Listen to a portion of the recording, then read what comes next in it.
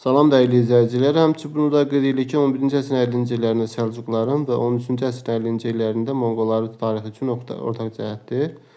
Paytaxt köçürməsi Səlcuqlar 50-ci illərdə paytaxt köçürməyib, 1043-də köçürüb, bir də 73-də köçürüb paytaxt köçürməsi. Deməli, ay yanlış olar. Şirvanşahlar dövlətinin tabe etməsi yenə də 50-ci illərə aid deyil. Azərbaycan Cənub hissəsinin dövlətçiliyinə son qoyulması yenə də burada yanlış olar, 50-ci illər deyil. Qızıl Ordu dövləti ilə toqquşma səhvdir. Burada Bağdad şəhərinin tutulması olar. Nəyə görə bunu götürürük? Çünki Bağdad şəhəri 1258-ci il Hülakü xan tərəfindən və eyni zamanda 1055-ci ildə isə Səlcuqlar tərəfindən tutulmuşdur.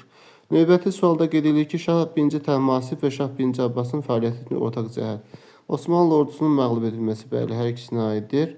Portuqalların İran körfəzindən qovulması Şah Abbasa aiddir. Şirvan bəylərbəyini yaradan 1-ci Təhmasibdir. Şeybanilərlə mübarizə ortaq cəhətdir. Deməli, burada da 1 ilə 4 D variantı uyğun cavab olar. Diqqətiniz üçün təşəkkür edirik.